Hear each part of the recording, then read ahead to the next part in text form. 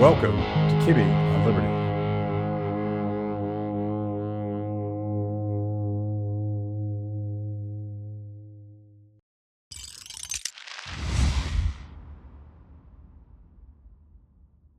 Jordan, how's it going? So good. So good to see you. Yeah, this is a big week for you. The first week results are in for Cabrini, but I want to warn everybody. I don't know exactly where we're going to go with this conversation, but there may be spoilers, and you should go see the film for yourself. I don't feel so guilty about spoiling some of the plot since it is in fact a historical event. But Yeah, I think there's this place called Google where you can find some of the information, but definitely. We were talking about this last night, and I don't think I'm unusual because I had never heard of her before. So Uh, it's not a small feat to finally bring this story to the big screen. But tell me, you're the president of Angel Studios, and you guys acquired the distribution rights to this film.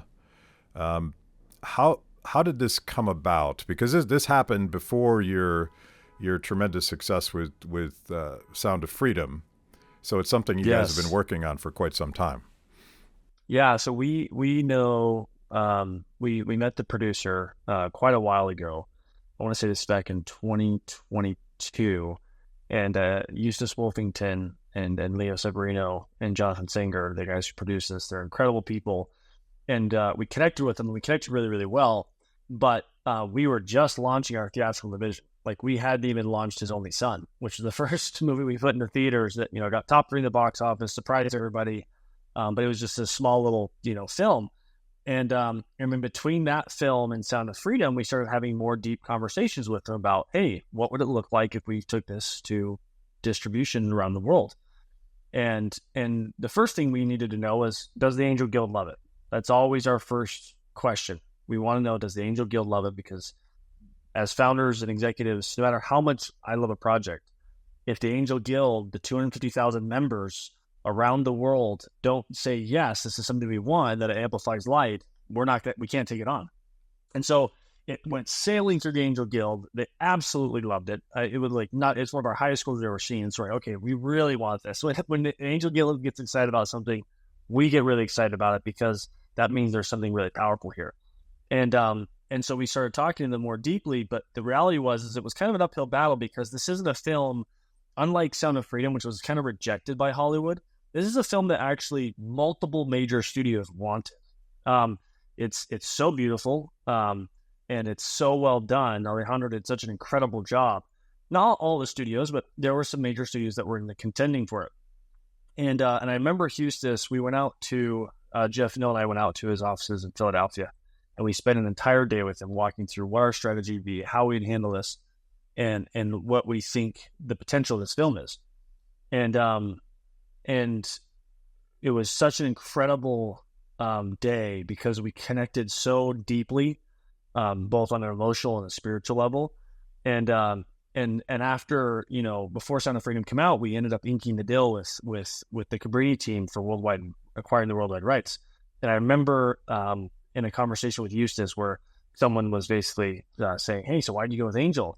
And he said, I was looking for the people who would have the most passion for what this film is, who truly believed in the film more than just as like a money-making thing. Like they believed deeply in what it was.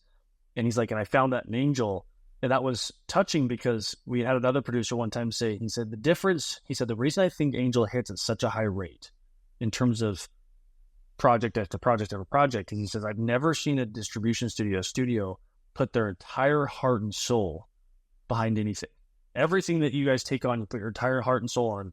And it's not wrong. Like we literally collapse across the finish line for these theatrical releases and the launches of our TV shows. And so we're honored that the filmmakers can see that they can feel our passion for what we're doing. And we could not be more grateful for partners in the Cabrini team. So I met Eustace Wolfington last night, the executive producer, at a screening on Capitol Hill, and he told a little bit about this story. And I think it's interesting that Cabrini, she represents, in my mind, just sort of radical entrepreneurship and not taking no for an answer and pushing through bureaucracies and fighting big government and all of that stuff. And he was inspired by her as a young man to become a successful entrepreneur himself. But I would suggest that going with you guys is an act of risk taking, particularly back when this deal was signed, because you're sort of going outside of the system and hoping that there's a better way to distribute your passion project. Yeah, there was no Sound of Freedom. There was no Sound of Freedom, no The Shift. After that, none of those releases had happened. We'd had one success in the theatrical space, His Only Son. And so it was absolutely a leap of faith for them. Yeah, but it seems to be paying off.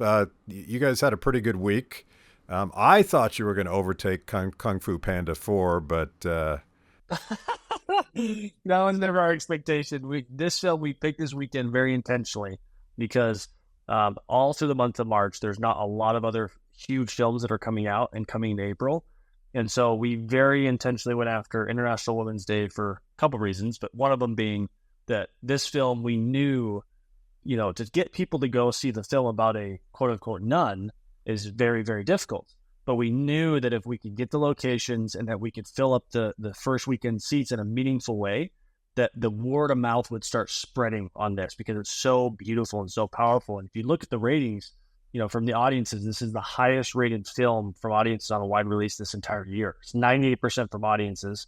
We were shocked and surprised to see that it's even 91% from critics because they usually hate what we do. But that being said, this film is bridging the gap across the entire world and across the culture. And so we feel strongly that not only did we have a really exciting opening week coming in at number 4 with over $7 million, which, again, most faith-based films don't do that in their entire life cycle. But we believe this is going to go on a long run inside the theater system that's going to shock everybody. So like this phrase, faith-based film, is that a positive or a negative? Because I would argue that this isn't really a faith-based film. This is a more universal film about one tough, unstoppable lady who just happens to be a nun. But it's not really about that. What's the positives and negatives in terms of just reaching a broad audience? Because I can see where faith-based film draws in the faithful, but does it turn off other people? That's one of the beautiful things about this film is it's one of the first films in a very, very long time that is attracting both the faith audience and the secular audience. Like this film, like you said, is a very universal story. And it's been awesome to watch that because I think the one thing that is really awe-inspiring about this film is that Alejandro Monteverde, he didn't just create a story in a movie, he created a cinematic masterpiece. Every single frame, every shot, every scene is like a painting. And there was one of the reviews that I really, really loved that was just super powerful that said, this is, this gives Martin Scorsese a run for his money because it's just so beautiful. And so that's really, really resonating with people. But on top of that, what's really resonating with people is I think that this is a true woman hero. Last year Barbie was all the rave. Everybody was excited about Barbie for whatever reason. And I think that Cabrini is showing us a true hero who lived, that's real. And she did it through a powerful mentality. One of the things that's really happening now in our culture is this victim mentality. And it's not healthy. Everybody kind of lists their, they want to see what minorities or victimhoods they can kind of fall into. And it's there's the quote in the movie that I love where she says, you can't choose how you're brought into this world, but you can choose how you live in it. And I was shocked when I saw a review from The Observer, who's very hard on these type of films, generally speaking. But like you said, this is a more universal film. He said, you can keep your Barbie, I'll take Cabrini. And it's because this film resonates. There's so much truth interwoven through a beautiful cinematic narrative. that people are just being blown away by it. We've never, Angel Studios has never had so many reviews on a film that said this is not just a great film, this is one of the best films I've ever seen. Free the People is embarking on our most ambitious project to date to document and expose the lies behind the greatest public health failure in my lifetime. We're talking to insiders with firsthand knowledge of the government's role in funding, creating, and then covering up the COVID-19 virus in our exclusive new documentary series, The Cover-Up. But I need your help. We won't get to the bottom of this scandal alone, so I'm asking viewers to crowdsource any information that could be helpful to our investigation. If you're watching this, you already know what the government did during lockdowns was unforgivable. Help us get to the truth and prevent it from ever happening again. To get involved, go to freethepeople.org/coverup. That's freethepeople.org/coverup. The truth is out there. So Terry, my wife, and I had an argument after the film last night that we have all the time. Right. We have this all the time, and we give speeches about this and all sorts of things. But she considers herself an anti-feminist, and I consider myself a radical feminist. And we mean exactly the same thing. So it's a question of semantics. And a lot of my heroes are women who were just tough and tenacious and insistent that they could in fact achieve what they wanted to achieve in their lives. And that's my definition of feminism. And Terry is as a very strong, successful woman, is very triggered by modern feminism that frames it as some sort of victimhood kind of thing. So there's a line towards the end of the movie where Cabrini says, well, the corrupt fictional mayor of New York says, you'd make a good man. And she says something to the effect of, this is a spoiler, by the way. She says something to the effect of, men can't do what women do. And she was triggered by that, but I'm like, yes, this is awesome, because she's not accepting this paradigm where men are somehow more capable than women, and to me, again, that's a universal theme. But this I assume this is why you guys decided to release on National Women's Day, and everyone's going to have this debate about, is this a feminist movie? Is this not a feminist movie? What is this thing?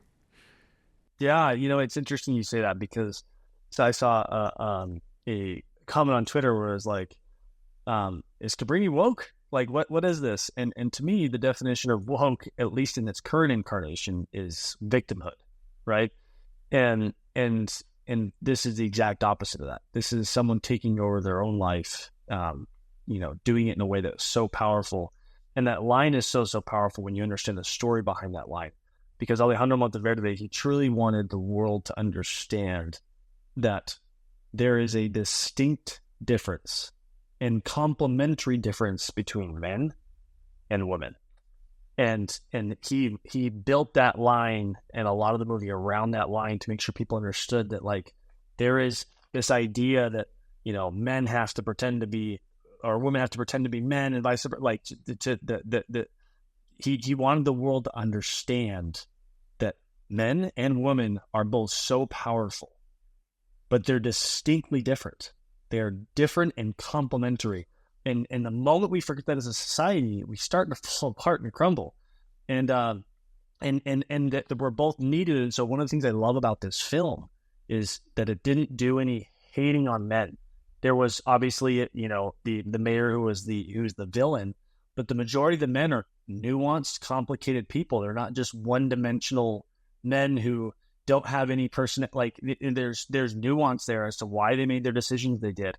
And so it's such a powerful, powerful movie and a powerful, powerful theme. I'm probably more in the camp of your wife, to be honest, where I have been so turned off by the hijacking of the feminist movement and what it's become that I that word to me, feminism, is almost like it's almost like yuck word because it's just so victim mentality.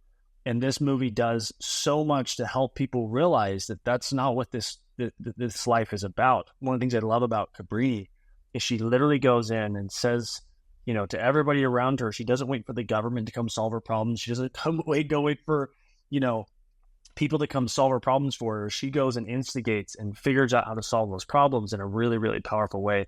And it's such an incredible movie. I like to filter everything through my weird libertarian brain. I'm the same way. Yeah.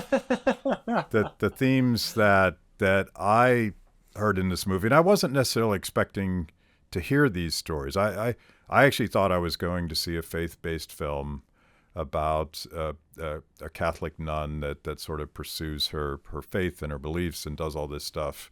And it is absolutely that, but it's something more profound for me, which is a stubborn act of entrepreneurship. And you have someone that has this vision for changing the world, and she wants to start all of these businesses. And every step of the way, she runs into Catholic Church bureaucracy, but eventually gets the ear of the Pope, and then she runs into just endless government bureaucracy, people that not only don't care if she succeeds, but actively work against her success for all sorts of evil reasons. And to me, that's a story that's a very American story of people rising up against this, and it's also a story about personal responsibility and not waiting for the government to solve the problems of poverty and other social things. She did it for herself. So I like, in a lot of ways, this is a very libertarian movie.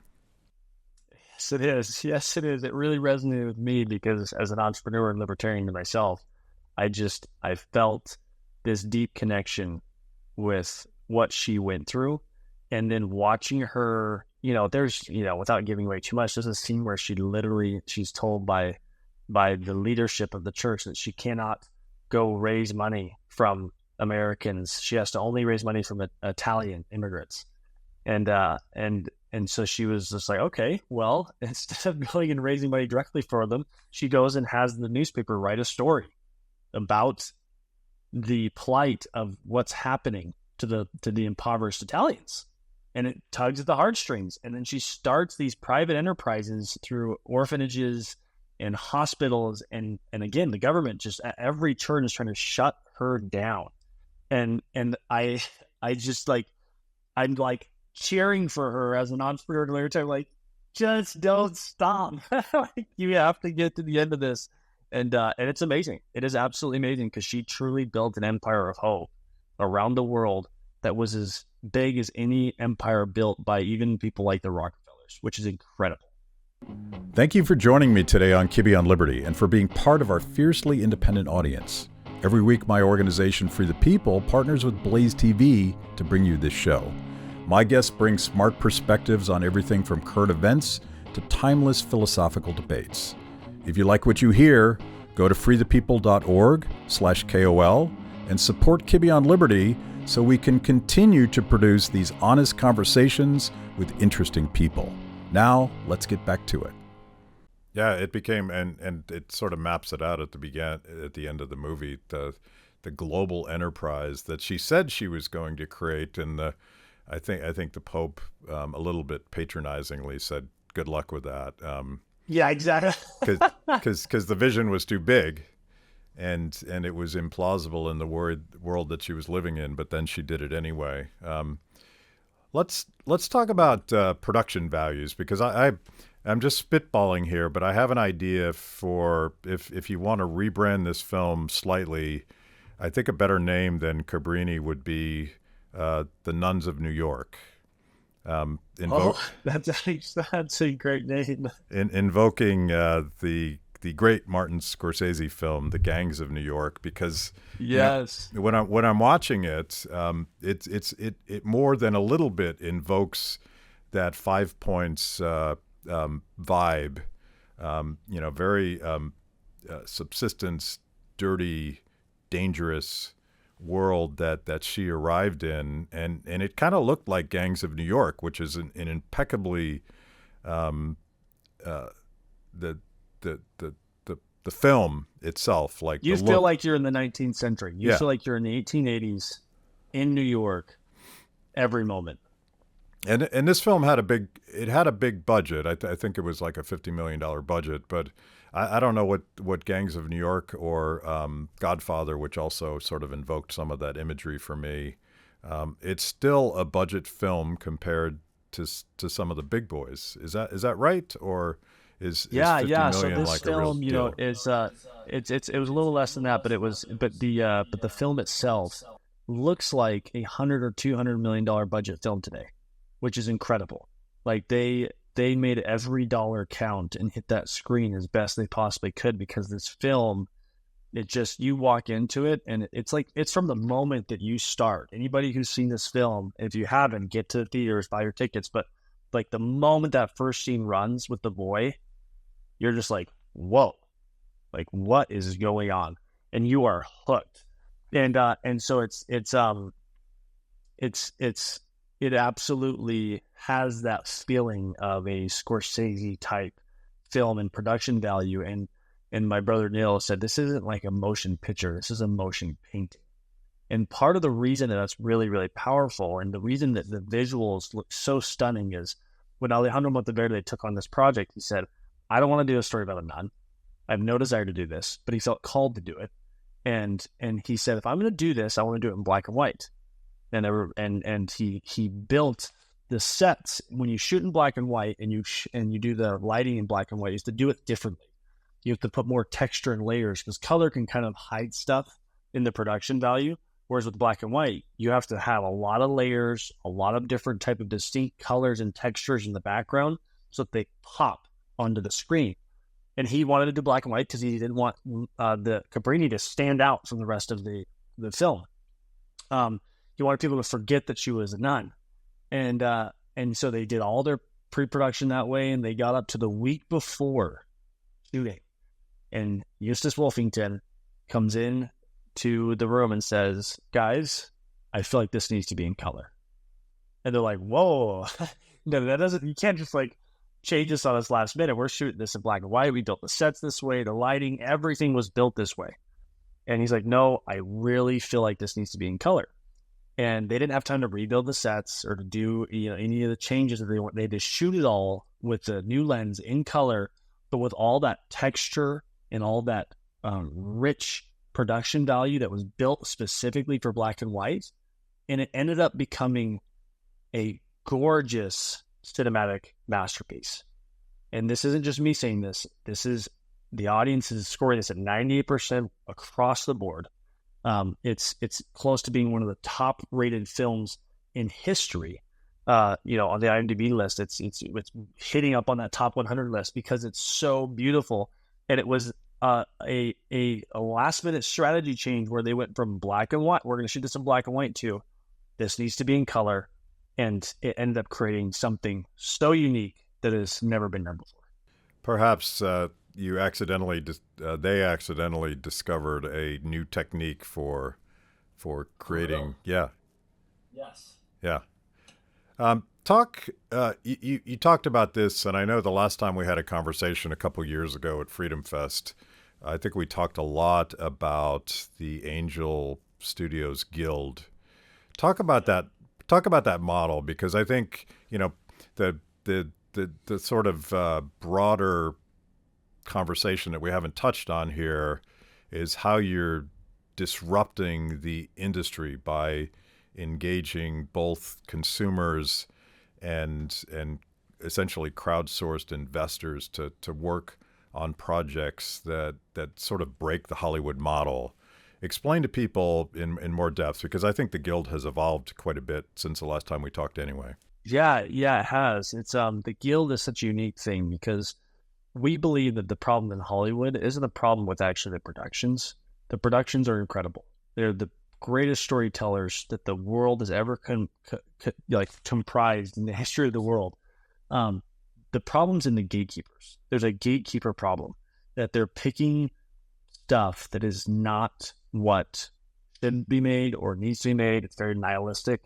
And so what we decided to do is, instead of us just becoming like I remember when, The Chosen blew up, everybody started saying, well, now you guys can just go, fund all your own stuff and pick all your own shows and stuff. We said, no, our goal is not to become Hollywood like Hollywood is today. We want to create a company that's going to last for 100 years. And the way we're going to do that is we created the Angel Guild. So the Angel Guild is 250,000 members and growing, where people can join the Angel Guild. They pay $20 a month. And as they join the Angel Guild, they get a bunch of perks like early access to our content. They get to screen movies like Cabrini when we're doing test screenings. They get to be the first to vet the movies. So before an executive or founder like myself can even greenlight a project for distribution, it first has to pass the Angel Guild. And then on top of that, they get 2 free tickets, complimentary tickets to every Angel theatrical release. They get discounts on merch. So there's all these perks that come with being an Angel Guild member. But the most important one is they are the alternative gatekeepers to the Hollywood system. It is when people understand that the reason Hollywood spends so much money, resources, energy on the entertainment space is because that is what will literally craft the culture that we see in 20 years. They will realize that the mechanism by which they can influence culture most is by becoming a member of the Angel Guild and helping us find the next Sound of Freedom or the next Cabrini or the next Shift or whatever it is, because these films are so great, not just from a principle standpoint, but they're so entertaining and so magnificent. And so this guild is such a pivotal part of what we do at Angel. And we also believe it's a pivotal part of changing the culture for the next 20, 30 years. You go to Times Square, 80% of the advertisements are film and TV. Why? It's because there's lots of other businesses out there. Why are most of the entertainment? And it's because that is what really crafts our culture. And we believe that the Angel Guild is the mechanism for us bringing the culture back to a place where we feel is more sustainable and honoring and loving. So when Sound of Freedom came out, I had your brother Jeffrey on, and we were talking about this revelation, and maybe it comes from the director who directed both of these films, and I'll let you repeat his name because it's a mouthful. But Alejandro Monteverde. Thank you. You even rolled your R's correctly. But is he the one? Remind me. But is he the one that realized that being in a theater with other people to experience these films as a community with a sense of belonging was so profound? Because I think I am guilty of predicting that theaters had been killed by lockdowns and technology and shifting markets and everything else. Somebody in your orbit discovered or insisted that these are things that need to be watched together, and that has shifted your strategy back towards a theater-based distribution model. Yes, yeah. Well, there's multiple people. Alejandro is one of them for sure. Another one is Andrew Peterson. He wrote an article, a blog post quite a while ago called "The Sacrament of the Cinema," and he basically talks about how, as a culture, we thrive off of communal experiences where we do them together, and that's why religious behavior happens and people go and they go and worship together. But when you go into these sacraments, you usually give up all your distractions, all your devices. You give up your personal will, and you go in and you learn what is being taught in not only in your mind but in your heart. And he says that the cinema has a similar effect in that you're going in, you're silencing your cell phones, you're getting rid of all your distractions, and as a community, you are connecting with the art at the deepest and most intimate level. And at home, you have your distractions, your phone, your computer, your kid, you name it. Like, people have all these different distractions, and so there's something powerful about how the cinema can truly change the hearts and minds of a culture. And I think that a lot of people in Hollywood know this. When you look at Scorsese, he said, I think 2 or 3 years ago, he said, you want to really influence culture, you do it through the cinema. And he was doing that in the context of people saying, well, Netflix and Apple TV Plus. And he said, yeah, those are all great. I love telling stories on some of those mediums, but the real way to influence culture, the real way to impact the world is through the cinema. And there's something powerful about that. And so we at Angel, obviously we still are totally focused on delivering incredible TV shows that will help, provide meaningful content on a regular basis. But the cinema is going to be a huge part of Angel's strategy, because we do believe that is the mechanism by which we can actually help change the culture to a better way for the next 20 years for our children and our grandchildren. At Kibbe on Liberty, freedom is a lifestyle 24/7, something you live and breathe and wear every day. If that describes you, you need the very best Liberty swag in the market today, just like this shirt I happen to be wearing. Go to freethepeople.org/KOL and check out our exciting merch. You too can love Liberty and look cool. So that gets to the distribution question, because you guys now you managed to get this film into, I think it was 2,800 theaters, and the first week gross was, I think, $7.5 million, which is not small potatoes. What is the theater strategy, to the extent that you can reveal this top secret business thing? Yeah, so we've been really fortunate to have incredible partners at Cinemark, Regal, AMC. They've been so supportive. It's been really fun because they are, they love our stories, and they love that we're driving people into cinemas again, and that's such an important part of our model. One of the articles that was actually just posted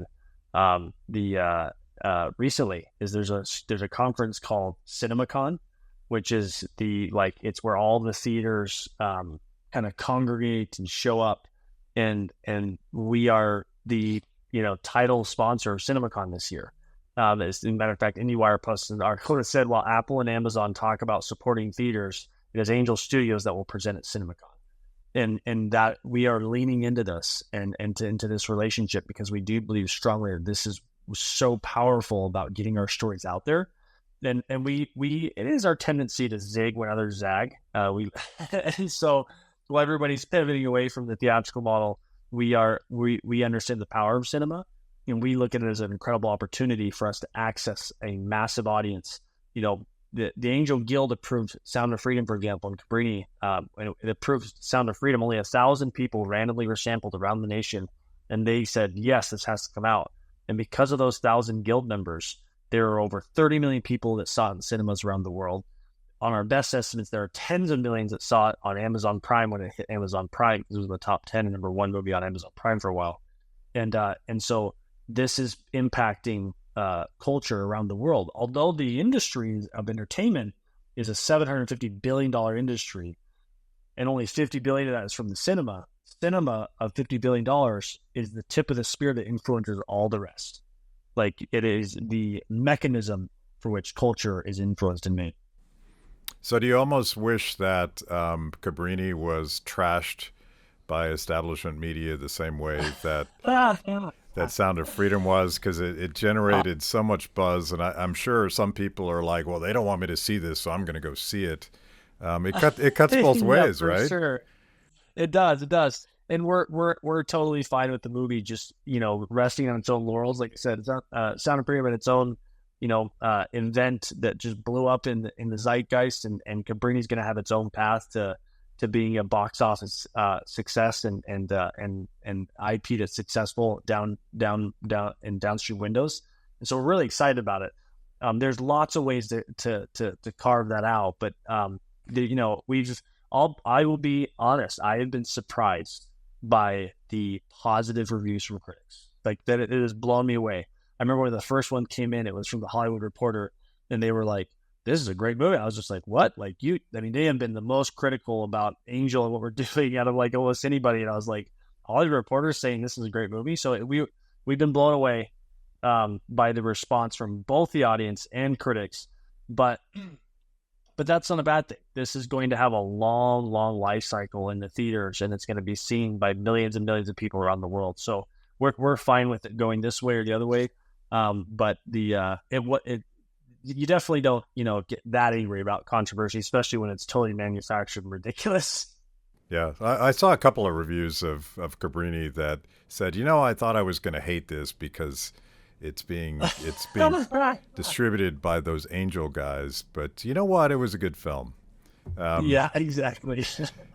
so one other story before we get into how people can get involved, I don't know the story, but at the end of the movie, you have a beautiful song from Andrea Botticelli and his daughter Virginia, and she plays a small part in the film. Apparently, you guys were involved in making that a realization. Yes. Is there a Yeah. cool story there?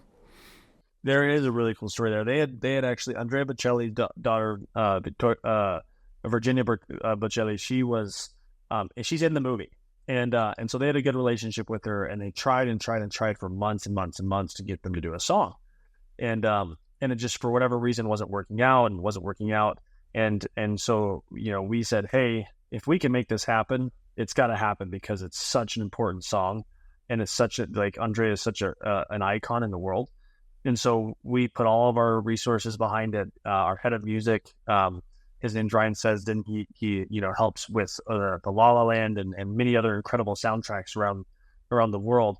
And he's come in as our head of music, and he and our team put together an incredible deal that allowed Andrea Bocelli to do that song, and it's now in the credits of this film. But it is a song that, I mean, my kids have it on repeat. Like, it is so beautiful and so touching and so inspiring.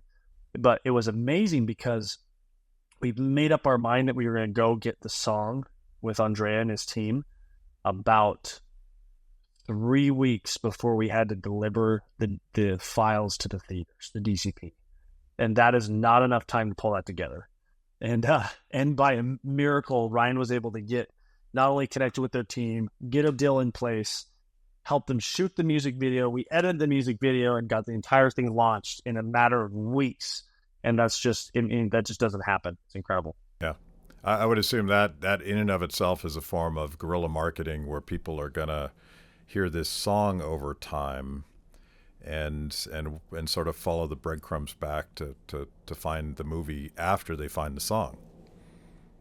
Yep. Yep. It's going to be a beautiful thing. By the way, I'm quite resentful as someone that can't sing at all. Um, I feel the same way. Apparently, it's cool to be born a Botticelli because I think she's 11, and listening to this song, she has a huge voice, and that's amazing to me. But I feel like you and I probably can't do what she can do. No, we cannot. Not even close. Yeah. So let's start with the Guild, but then let's talk about how people can find this film and if they really love this film, how they can pay it forward. So to answer your question about the Angel Guild, it's such a powerful thing that the audience can come into and they can experience and enjoy. Not only do they get to screen things early and get exclusive perks, but they are influencing culture for the world for the better. And you can actually, join the Angel Guild and buy tickets for Cabrini right now by using that URL, angel.com/Kibbe. And that will allow you to come in and enjoy these incredible opportunities. It's one of the coolest things to see comments come in where someone's like, I greenlit Cabrini. I was one of the first people to watch it, and now it's going and being seen by millions of people around the world. And so that's such a powerful, powerful thing. And we're so grateful. It's growing very, very fast. We're at 250,000 people, and we want millions of people in that guild to help influence and nurture the culture to where we feel like it should go.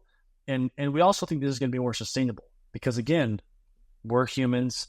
As much as I wish I could say that I'm going to pick all the best content for the rest of my life, that would be me having the hubris of anybody in Hollywood. And the reality is we believe that you, the audience, can pick better than any executive. And so as an aggregate, you're making better decisions than anybody in Hollywood, showing time and time and time again.